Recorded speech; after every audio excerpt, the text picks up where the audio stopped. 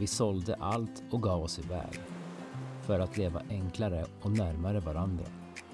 Vi är familjen Hell, 2 vuxna och 3 barn i ett flytande hem. För 1 år sedan lämnade vi Sverige och flyttade in på en segelbåt.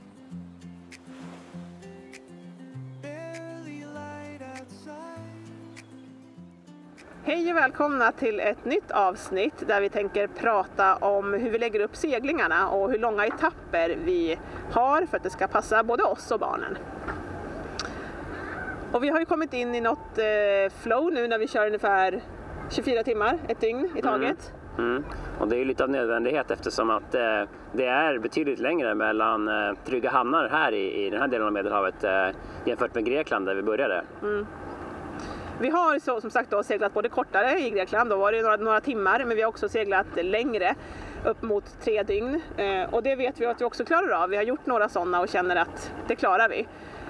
Både vi och barnen hanterar det. Sen kanske det inte är så att vi älskar de här långa seglingarna, men det går, och vi försöker också ha pauser emellan dem så att vi kan vila upp oss. Vi brukar försöka ligga ett par veckor helst om man kan mellan de här så att vi mår bra allihopa.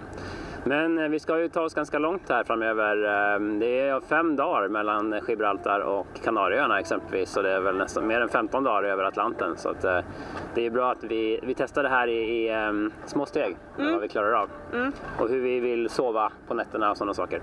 Ja, vi har provat lite 3 timmars pass, 6 timmars pass. Och ja, vi håller på och utforskar vad som passar oss bäst. För barnens del kan vi väl säga att de mår ganska bra. Det är nog vi vuxna som är hårdast drabbade där ute. För att vi inte får sova så mycket. Men barnen leker ju på med sina lekar. De bygger lego, de spelar spel, de gör det de brukar göra. Och när de inte gör det så sitter de gärna uppe tillsammans med oss i sittbrunnen. Och då myser vi, pratar, spelar spel också och tittar på det som händer runt omkring oss. För det händer ju faktiskt ganska mycket häftiga saker. Ja, vi brukar ropa upp dem om inte annat när det kommer delfinbesök. Eller valar. Eller sköldpaddor. Ja.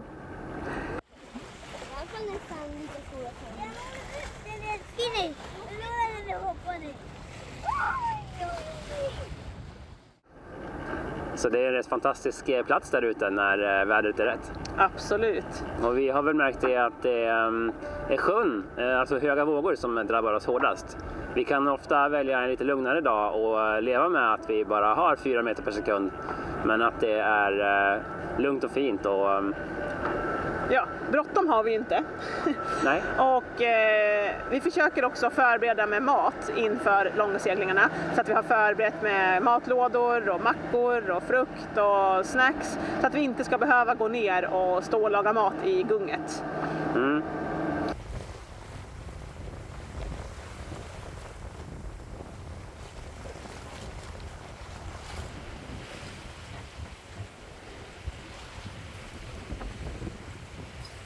Nu är vi på en 50 sjömils seglats här. En överfart från Neapel till Ponza. Och det guppar lite mer än vad vi trodde. Och det är kryss, så att det är lite svårt att laga mat där nere. Vi hade färdig fixad lunch, pizza. Så nu blir det macka. Det är så ibland när man seglar långt. Vi försöker förbereda så mycket mat som möjligt. Men det trodde vi kanske vi skulle vara framme till middag. Men det har varit ganska mycket lugnare än vad vi trodde i början och vind från fel håll. Men nu har det tilltagit här, så nu har vi väl i varje fall fart framåt, men då är det svårare att laga mat istället. Det har varit lite stampigt också. Vi har haft 1,5 meter dyning, alltså vågorna. Så det har varit svårt att ha en lugn. Det har inte varit den perfekta seglingen, men det är nästan aldrig. Så det här är faktiskt det sista avsnittet i den här serien. Men vi kommer ju fortsätta vårt äventyr. Det tar inte slut. Och vi kommer fortsätta dela med oss i våra sociala medier och kanaler och i artiklar i Båtliv. Så vi hoppas att ni vill fortsätta följa på våran resa. Och att ni kanske också har inspirerats lite på vägen.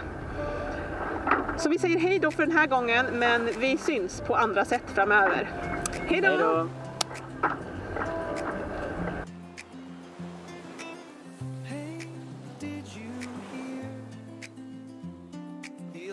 Just rain.